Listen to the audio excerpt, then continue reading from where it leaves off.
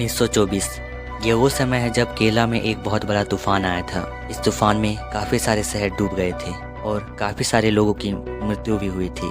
कहानी की शुरुआत 2018 से होती है, जहां हमें अनूप नाम का एक एक्स मिलिट्री मैन को दिखाया जाता है जो एक अच्छी जॉब की तलाश कर रहा है। फिलहाल तो वो एक ब्लाइंड पर्सन के यहाँ दुकान में काम करता है। रमेशन उसका दोस्त है जो दुबई में रहता है। अनूप उससे वीजा बनवाने के लिए मदद मांगता है। तभी हमें सेतुपति नाम के एक ट्रक ड्राइवर को दिखाया जाता है जो अपने गांव लौट रहा होता है। तभी उसे नूरा नाम की एक रिपोर्टर की कार बीच रास्ते में मिलती है। वो उसे थोड़ा सा टक्कर मार के वहाँ से जाने लगता है। रिपोर्टर उसका पीछा करती है और उन दोनों में लड़ाई भी होता है। सेतुपति उसे ये धमकी देता है कि वो उसका गाँव है, केरला नहीं। शायद वो रिपोर्टर केरला की है और सेतुपति को केरला वालों से कुछ ज़्यादा ही दिक्कत है। उसके बाद सेतुपति घर आ जाता है। घर में उसकी माँ है और एक छोटी बेटी। कुछ साल पहले उसकी पत्नी की मौत हो गई है। तभी हमें नूरा को दिखाया जाता है जो उसके गांव में रिपोर्टिंग करने आती है। दरअसल उनके गांव वालों को पानी लाने के लिए काफ़ी दूर जाना पड़ता है। इसी विषय में वो रिपोर्टिंग कर रही होती है। तभी हमें निक्सन को दिखाया जाता है जो चंडी नाम के एक बिजनेसमैन की बेटी से प्यार करता है। दरअसल निक्सन का परिवार मछली पकड़ने का काम करता है। तभी हमें निक्सन और उनके बड़े भाई को दिखाया जाता है जो समुद्र में 3 लोगों को बचा रहे होते हैं। तभी कहानी सिर्फ अगस्त में होती है, जहां हमें दिखाया जाता है कि काफ़ी बारिश के कारण 26 साल से बंद हुआ गेट आज खोला जा रहा है। नूरा उसकी रिपोर्टिंग कर रही है। तभी कहानी 2 सप्ताह पीछे जाती है, जहां हमें दिखाया जाता है कि अनूप के गांव में मंजू नाम की एक टीचर दिल्ली से आई है। अनूप को लगता है कि पासवर्ड वेरिफिकेशन के लिए वो आई है। तभी हमें निक्सन को दिखाया जाता है जो अपनी गर्लफ्रेंड की बात अपने घर वालों से करता है। उसके घर वाले चंडी के घर रिश्ता लेकर जाते हैं, लेकिन चंडी उसे यह कहकर वहां से भगा देता है कि वो तो मछली पकड़ने का काम करते हैं और अगर ज़्यादा बारिश होती है तो उन्हें कैंप में रहना पड़ता है। तभी हमें मंजू को दिखाया जाता है जिससे अनूप के बारे में पता चल गया है कि वो कैसे उसे इंक्वायरी ऑफिसर समझ रहा है। वो बताती कि मैं इंक्वायरी ऑफिसर नहीं हूँ और उसके बाद वो पूछती कि तुमने आर्मी क्यों छोड़ी।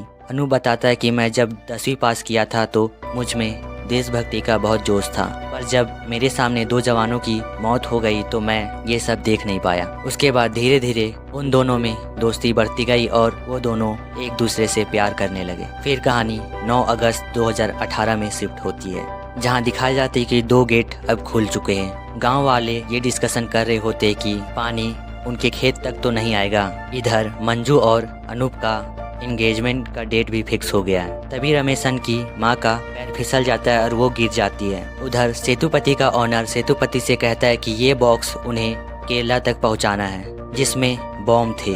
दरअसल केरला के कुछ लोग नहीं चाहते कि उनके घरों में डैम का पानी आए, इसलिए वो डैम के बांध को उड़ाना चाहते हैं। इसलिए वो तमिलनाडु से बॉम्ब मंगवा रहे हैं। सेतुपति अपनी माँ से कहता है कि मैं 2-3 दिन तक घर नहीं आऊँगा तो मुझे फ़ोन मत करना। दरअसल सेतुपति और उसकी माँ का अच्छे से बातचीत नहीं होता है। बारिश के कारण निक्सन का परिवार मछली पकड़ने नहीं जाता है। तभी वहाँ निक्सन आता है और बताता है कि उसके पास 25,000 रुपये हैं जिससे वो फोटो शूट कराना चाहता है। उसका बड़ा भाई काफ़ी गुस्सा हो जाता है क्योंकि निक्सन ऐसे पैसे को बर्बाद कर रहा था और घर में पैसों की सख्त जरूरत थी। तभी हमें कोसी नाम के एक टैक्सी ड्राइवर को दिखाया जाता है जो एयरपोर्ट से 2 फॉरेनर को केरला घुमाने लाता है।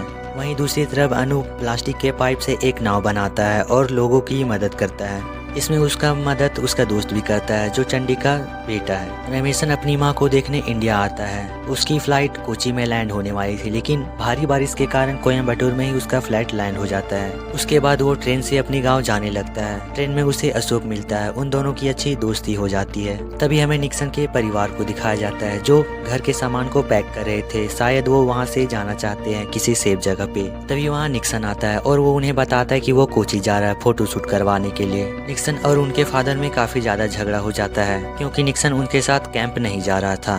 केरला के सीएम को पता चलता है कि केरला में 2-3 दिन के अंदर एक काफी बड़ा तूफान आने वाला है। वो सभी से कहते हैं कि पब्लिक को बिना पैनिक किए वहां से निकालना होगा। तभी हमें साजी को दिखाया जाता है जो अनूप के गांव का ही है। साजी ब्रॉडकास्ट में काम करता है। वो लोगों से इंफॉर्मेशन लेकर वहां रेस्क्यू टीम भेजता है। सीएम का ऑर्डर होने के कारण वो अपना गांव नहीं जा पाता है। तभी हमें कोसी को दिखाया जाता है जो ये सोच रहा होता है कि बारिश के कारण अब बोट रेस नहीं होगी। काफी सारे ब्रिज भी टूट गए हैं। केरला की दूसरी साइड दिखाया जाता है कि कैसे से वहाँ लगातार पानी बढ़ रहा है, इसलिए वहाँ की जनता प्लेस को खाली कर रही है और एक सेफ प्लेस पे जा रही है। साजी के पास मैन पावर की काफी कमी होती है, इसलिए वो एक व्हाट्सएप ग्रुप में मैसेज करता है और लोगों से मदद मांगता है। मैसेज कई जॉब होल्डर, स्टूडेंट लोगों के पास पहुंचता है, इसलिए वो मदद करने के लिए आगे आते हैं। वो सब बॉक्स में खाना पैक करके लोगों के पास पहुंचाते हैं। तभी हमें निक्सन को दिखाया जाता है जो अपने दोस्त के घर पहुंच गया था, लेकिन उसका दोस्त घर पर था ही नहीं। दूसरी तरफ सेतुपति पुलिस से बचने के लिए एक बैनर लगा देता है केरला फूड रिलीफ नाम का, जिसके कारण पुलिस उसे चेक नहीं करती और उसके ट्रक को आगे जाने देती है। दोनों फॉरेनर को अपने घर लाता है क्योंकि गांव में पानी लगातार बढ़ रहा था। सभी गांव वाले सेफ जगह पर जा रहे थे। तभी हमें चंडी को दिखाया जाता है जो अपने घर के सामान को ऊपर वाले फ्लोर में रख रहे थे। तभी उनका बेटा वहां आता है और वो कहता है कि मैं कैंप में जा रहा हूँ। चंडी कहता है कि तेरे बाप ने इसलिए घर बनाया कि तुम मुश्किल के समय में कैंप में रहो। चंडी का बेटा नहीं मानता और वो कैंप में चला जाता है। तभी हमें रमेशन को दिखाया जाता है। उनका ट्रेन बारिश के कारण रुक जाता है, इसलिए वो अब रोड से जाना चाहते हैं, इसलिए वो ट्रक से लिफ्ट मांग रहे होते हैं। तभी वहाँ सेतुपति का ट्रक आता है। वो सेतुपति से लिफ्ट मांगने लगते हैं। वो बताते हैं कि उनकी माँ का तबीयत काफी ज्यादा खराब है, इसलिए वो उन्हें लिफ्ट दे। सेतुपति भी मान जाता है। तभी कलेक्टर का ऑर्डर आता है और 2 गेट खोले जाते हैं, लेकिन एक पेड़ आकर एक गेट पर अटक जाता है, जिसके कारण पूरा पानी गाँव की तरफ बहने लगता है। धीरे धीरे पूरा गाँव डूबने लगता है। तभी हमें केरला के सीएम को दिखाया जाता है, जिन्हें अब कुछ समझ में नहीं आ रहा है कि वो लोगों को कैसे बचाएं। तभी निक्सन के फादर अपने लोगों से कहते हैं कि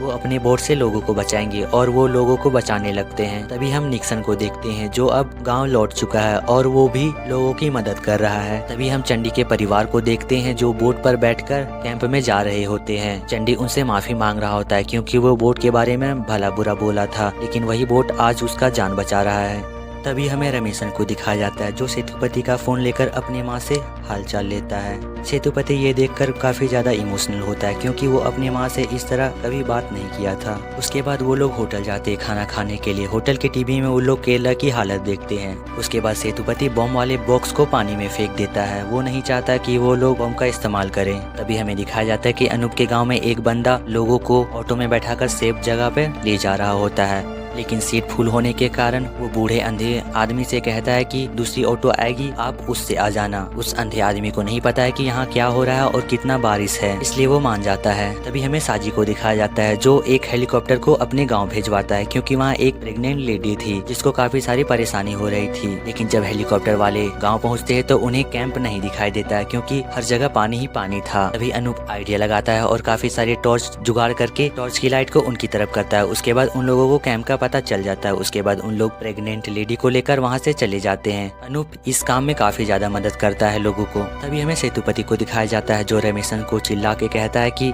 शायद तुम ट्रक में कुछ भूल रहे हो। तभी रमेशन बोलता है कि वो तुम्हारी बेटी के लिए है, वो एक गुड़िया थी। सेतुपति आज तक अपनी बेटी को कोई गुड़िया नहीं दिया होता है, इसलिए वो अपनी माँ को कॉल करता है और उनसे हालचाल लेता है और वो अपनी बेटी से भी बात करता है। आज तक वो अपनी बेटी से इस तरह से प्यार से बात नहीं किया था। उसके बाद हमें वर्गीस की फैमिली को दिखाया जाता है। उसका बेटा थोड़ा एबनॉर्मल है। जब वे बेटे की केयर कर रहे होते हैं तभी घर में पानी घुसने लगता है। उसका बेटा गेट खोलने जाता है पर गेट पर एक पेड़ गिर गया था, इसलिए गेट नहीं खुलता और वो सब घर में ही कैद हो जाते हैं। वो अनूप को फोन करते हैं पर फोन नहीं लगता। तभी हमें निक्सन के फादर को दिखाया जाता है। वो निक्सन को देखकर बहुत ही प्राउड फील कर रहे थे क्योंकि वो काफी लोगों का मदद कर रहा था। निक्सन और उसका दोस्त एक लड़की को बचाने जाते हैं जो घर के बाहर बैठकर रो रही थी क्योंकि उसके सारे सर्टिफिकेट घर के अंदर थे। निक्सन सर्टिफिकेट लाने घर के अंदर जाता है। जब वो अलमारी खोलता है तो सर्टिफिकेट के ऊपर एक सांप बैठा हुआ होता है। वो सांप को बिना हानि पहुंचाए सर्टिफिकेट को वहां से लेकर चला जाता है।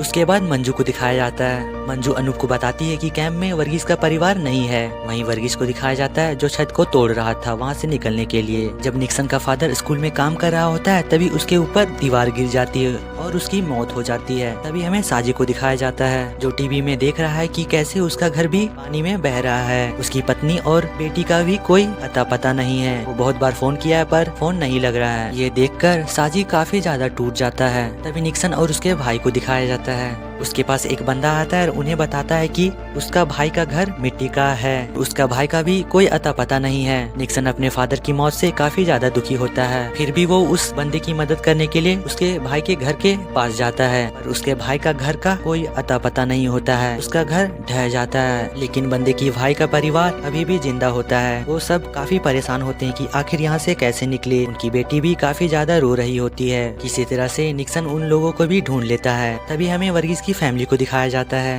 वर्गीस का घर पूरा पानी में डूब चुका है, लेकिन वर्गीस और उसकी पत्नी एक टेबल में खड़ा होकर अपने बेटे को हाथ में उठाए रखती है। पानी लगभग उनके सर तक आ ही गया था। तभी वहाँ अनूप आता है ये चेक करने की वर्गीस की फैमिली कहाँ है, पर अनूप को कोई दिखाई नहीं देता, इसलिए वो वहाँ से जाने लगता है। तभी वर्गीस के बेटे के ऊपर एक छिपकली गिर जाती है, जिसके कारण उसका बेटा जोर से चिल्लाने लगता है। चिल्लाहट सुनकर अनूप समझ जाता है कि वर्गीस की फैमिली अंदर ही है, इसलिए वो छत तोड़कर उन्हें बचा लेता है। अनूप अपनी प्लास्टिक वाले नाव में उन सभी को लेकर कैंप की ओर जाने लगता है। डर के कारण वर्गीस की बेटे की हार्ट बीट चली गई थी। अनूप हार्ट पंप करके उसे भी बचा लेता है। तभी हमें उस बूढ़े आदमी को दिखाया जाता है, अभी भी वो वहीं था। घर ऊंचाई पे होने के कारण अभी तक पानी नहीं पहुंचा था। तभी अनूप उसे चिल्लाकर अपनी ओर बुलाता है, पर जैसे ही वो आगे बढ़ता है वो पानी में डूब जाता है। क्योंकि वो अंधा था, उसे पता नहीं था कि उसके सामने बहुत सारा पानी है। अनूप फटाफट तैरकर उसे भी बचा लेता है। एक्सीडेंटली अनूप पानी से बाहर नहीं आ पाता है। उसके बाद वर्गीस का फैमिली उस बूढ़े आदमी को कैंप पर ले जाता है। सुबह होने पर केला वालों को काफी राहत मिलती है, क्योंकि अब पानी भी थोड़ा कम हो गया है। तभी हमें साजी को दिखाया जाता है, जो अपनी पत्नी और बच्चे को ढूंढ रहा होता है। वो पूरा हॉस्पिटल छान मारता है, पर उसकी बीबी और बच्ची नहीं दिखाई देती। तभी उसकी बच्ची